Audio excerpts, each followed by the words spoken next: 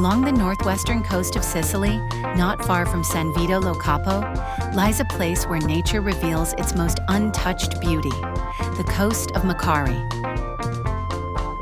From above, the shoreline unfolds in a sequence of quiet bays, golden grass, and crystal-clear waters that fade from deep blue to bright turquoise.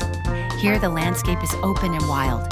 There are no crowds, no noise, only the wind moving through the hills and the gentle sound of the sea.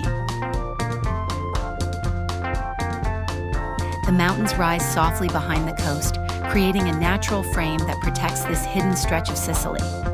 Paths and open spaces lead toward the water, where small beaches and rocky coves appear between the curves of the land. From the sky, the harmony is perfect. Earth, sea, and sky blending into one continuous horizon. The colors here change with the light. In the morning, the sea shines in clear blues.